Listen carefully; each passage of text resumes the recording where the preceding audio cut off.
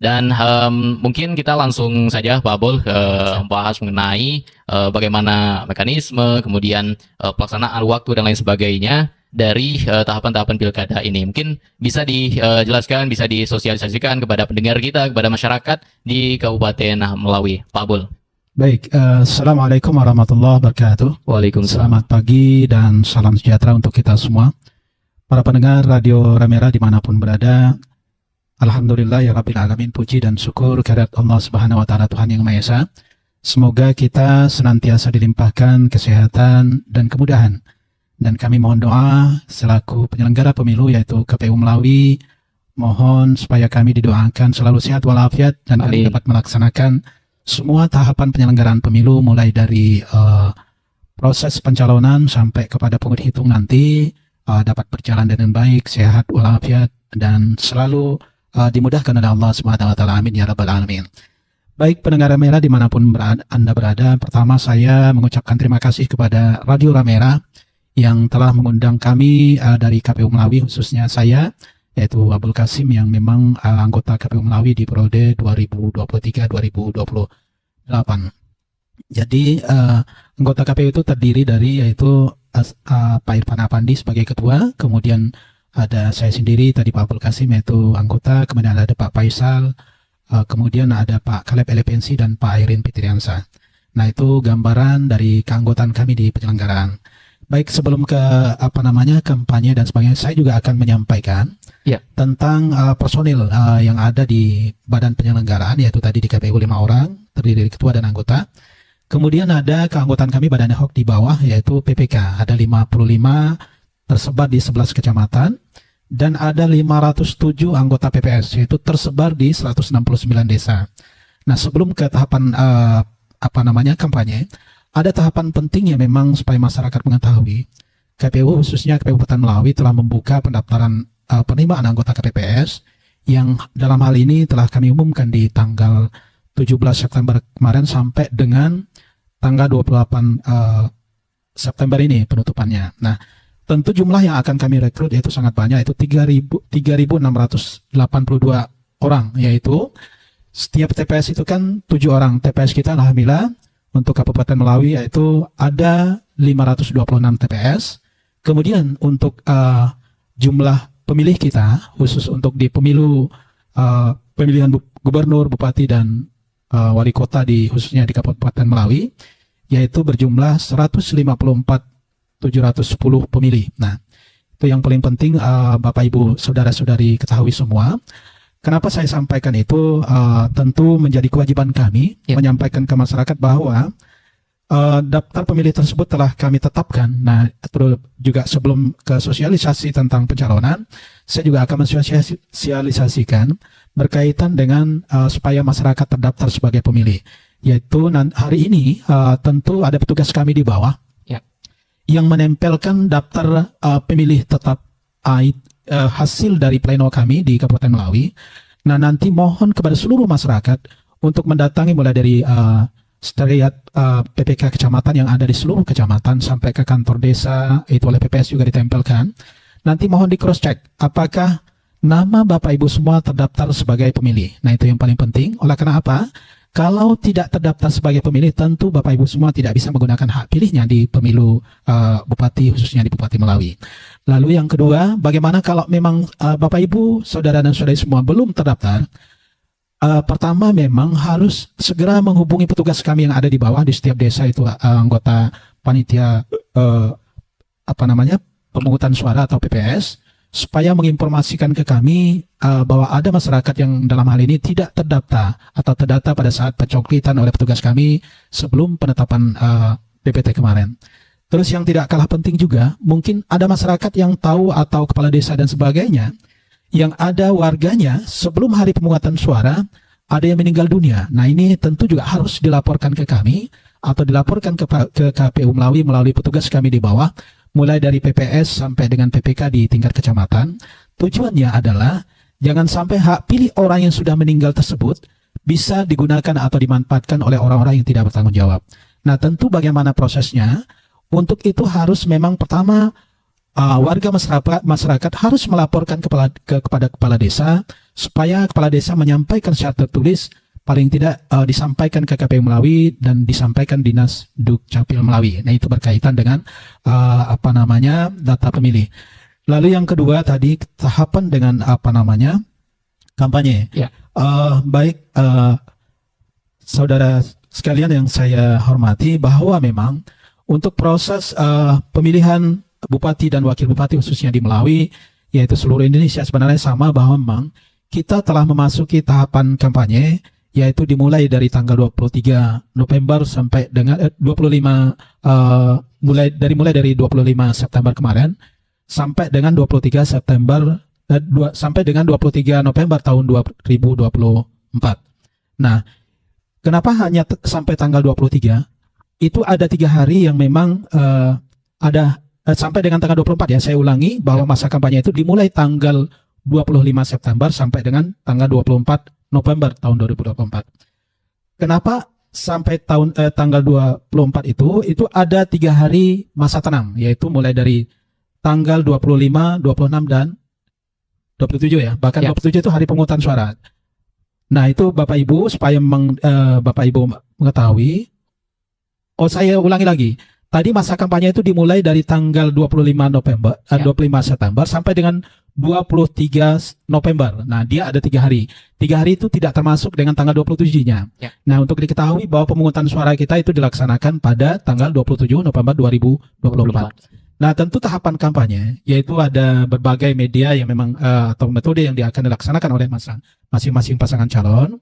Yaitu pertama, yaitu pertemuan terbatas, kemudian pertemuan tatap muka atau dialog, kemudian ada debat publik. Nah, saudara pendengar Amira semua, yang pertama yang disebut dengan tatap muka terbatas atau dialog itu adalah proses atau sistem yang digunakan oleh pasangan calon untuk melakukan kampanye dalam pelaksanaan pilkada ini. Tentu pertama dia harus menyampaikan visi dan misinya sebagai pendidikan pemilih kepada masyarakat, program dan kerja mereka selama 5 tahun ke depan. Saya kira itu dulu berkaitan dengan program-program sosialisasi yang akan dilaksanakan oleh masing-masing pasangan calon. Baik. Nah, sejauh ini seperti apa antusias masyarakat ya kan maupun dari paslon itu sendiri pada masa kampanye yang kita ketahui sudah dimulai dari hari kemarin begitu Pak ya. Nah, tanggal 25 kemarin. Nah, seperti apa kondisi di lapangan saat ini? Baik, saudara pendengar radio Remera dimanapun Anda berada, tentu kalau kita lihat dari euforia masyarakat, alhamdulillah ya, semua menyambut baik dengan adanya kampanye oleh masing-masing pasangan calon. Ya. Tapi yang memang perlu kami himbau bersama tentu Bapak Ibu harus bisa mencermati apa program dan yang akan disampaikan oleh masing-masing pasangan calon, siapapun dia, baik nomor 1 maupun nomor 2, semuanya memang itu menjadi peserta pemilu di Kabupaten Melawi. Nah, itulah yang menjadi dasar nanti Bapak Ibu semua untuk memastikan mana pemimpin yang lebih baik menurut Bapak Ibu semua. Baik. Nah, tadi juga Bapak sempat sampaikan ya, ada beberapa metode kampanye gitu. Nah, ada kurang lebih 3 yang disebutkan tadi oleh Pak Abol, sahabat Ramera. Yang pertama kampanye terbuka begitu Pak ya. Nah, kampanye terbuka, kemudian ada dialog dan lain sebagainya. Seperti apa lebih spesifiknya aturan-aturan pada setiap tahapan atau metode kampanye tersebut, Pak Abul?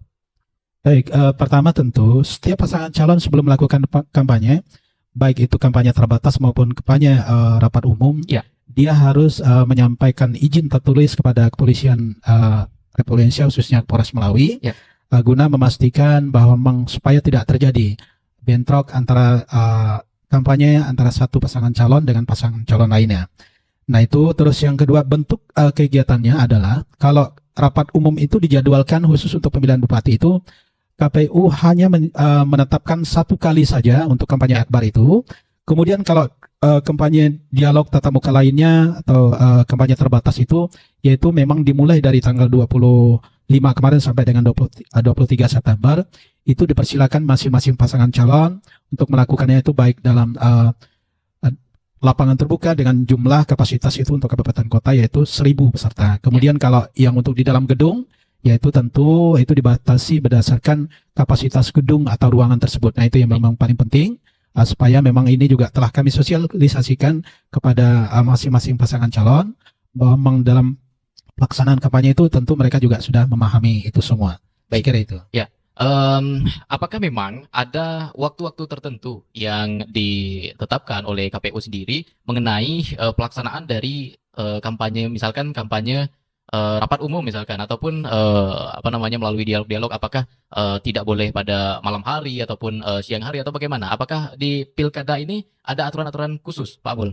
Baik, kalau untuk kampanye terbatas atau dialog itu tidak ada dibatasi ya. Tidak ada dibatasi. Kalau untuk rapat umum itu Ya. jelas kampanye akbar itu atau kampanye terbuka, Ya. yaitu dimulai dari jam 9 pagi sampai dengan jam 18.00 atau memperhatikan waktu ibadah di daerah setempat tentu. Jangan sampai menjelang azan maghrib juga masih ada kampanye dan sebagainya. Itu jelas di PKPU 013 ya 2024 berkaitan dengan apa namanya dasar hukum pelaksanaan kampanye di pemilu gubernur, bupati dan wali kota, itu jelas diatur waktunya. Sekira demikian. Baik. Nah, ketika ada paslon ya kan, salah satu paslon mungkin yang melanggar hal tersebut, bagaimana apa namanya penanganan dari KPU sendiri, Pak Abul? Tentu penyelenggara pemilu dia bukan hanya KPU ya, Ya. Bang ya. Berkaitan dengan pengawasan itu ada sahabat kami atau bagian dari penyelenggara lain, yaitu adalah Bawaslu Kabupaten Melawi. Nah, tentu kalau bidang pengawasan apakah dia memiliki izin atau telah melampaui batas waktu, ya tentu kawan-kawan atau sahabat kami di apa namanya Bawaslu akan mengingatkan, dan tentu ini menjadi ranahnya Bawaslu Kabupaten Melawi, yaitu mulai dari Bawaslunya, ada Panwascam dan pengawas di tingkat desa. Saya kira itu kawan-kawan. Baik, artinya memang untuk segala hal pengawasan, baik itu dari tingkat provinsi sampai ke desa-desa itu ranahnya Bawaslu begitu. Nah, tapi kalau sudah ditemukan adanya pelanggaran dan lain sebagainya, apakah memang dilimpahkan ke KPU atau bagaimana alurnya, Pak Abul?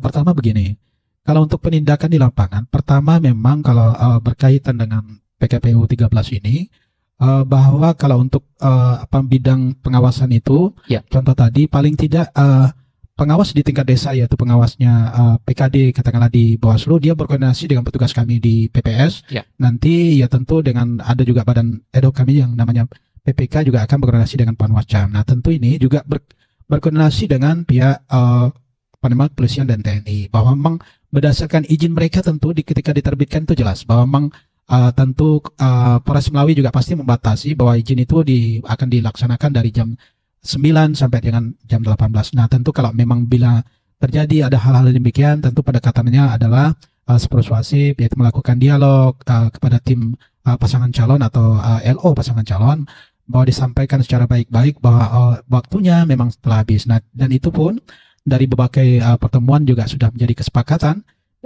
setiap pasangan calon itu harus menjunjung tinggi apa yang menjadi keputusan dan aturan dalam penyelenggaraan kampanye ini. Demikian. Baik, nah kemudian terkait dari aturan ya kan, aturan-aturan pada tahapan kampanye ini, apakah di Pilkada 2024 ini ada perbedaan dari pemilu Februari kemarin, Pak Abul? Dari segi mungkin aturan, alat peraga kampanye dan lain sebagainya, apakah memang ada perbedaan pada Pilkada ini? Baik, yang jelas memang kalau pemilihan gubernur, bupati, dan wali kota itu sangat berbeda ya. Iya. Pertama, skupnya. Kalau untuk pemilihan kita khususnya di Kalimantan Barat itu ada 3 pemilihan, yaitu pemilihan gubernur, bupati, dan wali kota. Nah, tentu itu pertama berkaitan dengan alat peraga kampanye, yaitu yang akan dipajang atau ditempelkan adalah peserta pemilu itu adalah pasangan calon. Ya. Nah, tentu dia di dalam gambar itu tetap memuat partai pengusung yang memang mengusung dari pasangan calon tersebut. Nah, kemudian perbedaan yang sangat menonjol adalah hak atau data pemilih. Nah, tentu kemarin ketika pemilihan presiden, KPU Kabupaten Melawi boleh mendata siapa saja yang penduduk selama dia penduduk Indonesia, tapi dia bisa pindah memilih ke Melawi.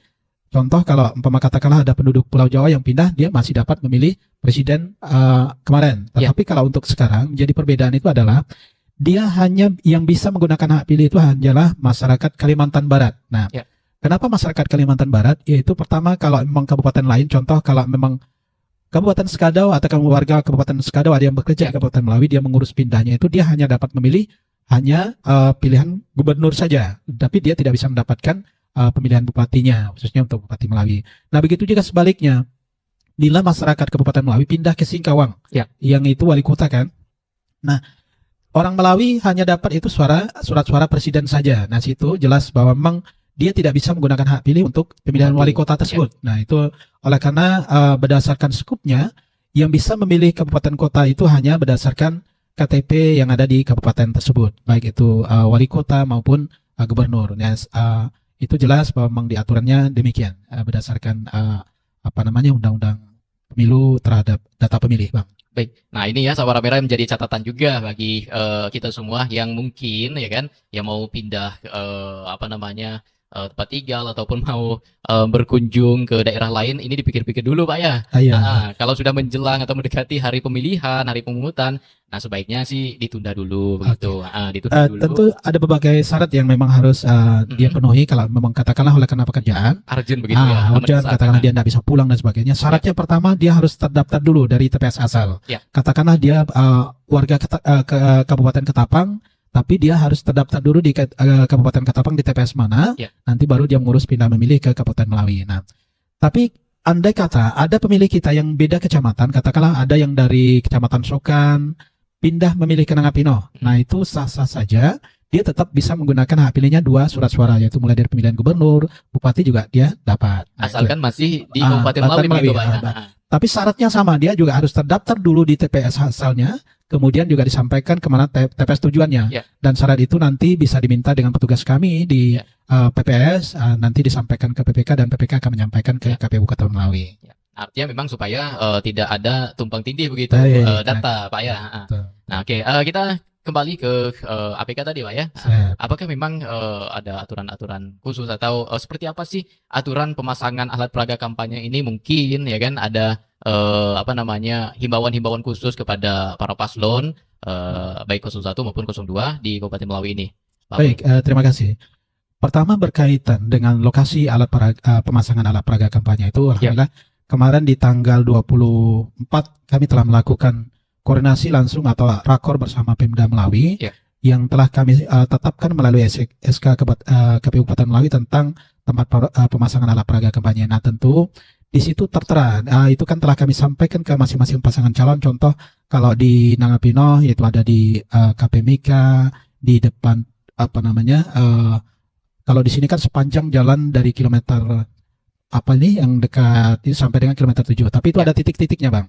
Nah, tentu di dalam proses itu pertama memang yang diatur itu berdasarkan SK kami adalah bila mana memang terdapat katakanlah ada tanah menjadi hak kepemilikan itu menjadi hak milik warga, tentu LO pasangan calon atau tim kampanye harus menyampaikan paling tidak ada pemberitahuan secara lisan kepada pemilik tanah tersebut kalau yang memang ditetapkan kami di dalam SK tersebut, supaya memang tidak terjadi ketika udah dipasang dicabut oleh pemilik. Itu yang pertama. Terus yang kedua, yang paling penting pertama yang kami tetapkan adalah pertama dia harus memperhatikan keindahan kota atau tidak menghalangi pandangan masyarakat berlalu lintas berdasarkan undang-undang lalu lintas, yaitu tentu menjadi yang ditetapkan kita, bahwa memang pertama kalau contoh di simpang SMP Negeri 2 ya kemarin, bahwa dulunya kan itu di dekat jalan masuknya itu kita pasang, tapi sekarang tidak salah saya boleh dipasang, tetapi harus memang paling tidak itu 3 atau 4 meter dari jalan supaya memang tidak terlalu menutup. Nah, itu paling tidak estetika dan keindahan kota itu juga harus diperhatikan. Nah, ini yang memang sudah menjadi sepakat antara pemerintah, KPU dan masing-masing LO pasangan calon, dan ini juga mungkin sudah disampaikan oleh LO pasangan calon itu kepada masing-masing pasangan calon. Nah, berkaitan dengan APK sekarang tentu ada BK dan APK. Apa itu BK? BK itu adalah bahan kampanye. Bahan kampanye itu yaitu mulai dari brosur, pamflet. Nah, itu termasuk bahan kampanye. Nah, kalau APK itu tentu ada reklame, baliho. Nah, ini kemarin alhamdulillah sudah kami tetapkan berapa jumlahnya, tapi saya tidak ingat berapa spesifiknya. Bahwa itu ada yang difasilitasi oleh KPU Kabupaten Melawi, mulai dari bahan kampanye dan APK alat peraga kampanye. Nah, tentu berdasarkan hal tersebut, masing-masing pasangan calon khusus untuk untuk bahan kampanye, dia hanya boleh menggunakan 100 atau menambah 100% apa yang fasilitas oleh KPU. Contoh kalau memang katakanlah kami mengadakan 1000, dia hanya boleh menggunakan 2000. Nah, itu 100% berarti kan 1000 juga dari yang itu. Terus berkaitan dengan APK alat peraga kampanye, yaitu ditetapkan bahwa dia boleh menambah 2000% dari yang kami gunakan. Intinya bahwa baik BK bahan kampanye maupun alat peraga kampanye, dia boleh mengadakan sesuai dengan ukuran atau spesifikasi yang memang ditetapkan oleh KPU. Sekira demikian. Baik. Nah, kalau untuk di media sosial sendiri bagaimana aturannya? Atau di misalkan media seperti radio, televisi bahkan, nah itu apakah ada aturan-aturan tersendiri seperti mungkin ya durasi ataupun konten-konten yang apa namanya tidak boleh ditayangkan, Ya. konten-konten mungkin hoax, sara dan lain sebagainya, seperti apa aturannya, Pak Abul? Pertama begini, berkaitan dengan kampanye di media ya, baik Ya. media elektronik maupun radio maupun cetak, bahwa itu akan diatur yaitu dimulai 14 hari sebelum memasuki masa tenang, bahwa Ya. memang itu diatur pertama adalah durasi dan spotnya itu diatur ya, bahwa memang berapa spotnya dan selesai itu. Nah ini, Ya. kalau untuk setiap jumlah penayangan iklan di media massa cetak dan media massa elektronik untuk masing-masing pasangan calon, yaitu secara akumulatif paling banyak 1 halaman untuk setiap media cetak. Baik. Kemudian 10 spot berdurasi paling lama 30 detik untuk setiap stasiun televisi. Ya. Dan 10 spot durasi paling lama 60 detik untuk stasiun radio. Nah, itu jelas.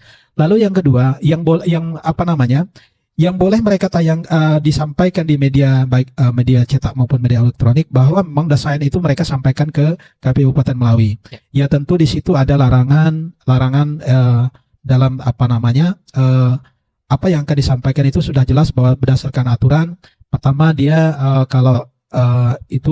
pertama dia menghindari bahwa berita-berita bohong dan sebagainya, itu sudah jelas. Terus yang kedua, dia tidak boleh bertentangan dengan undang-undang dan tujuan negara Republik Indonesia, itu sudah pasti. Dia hanya memang mencantumkan program dan visi misi daripada masing-masing pasangan calon. Sekian itu.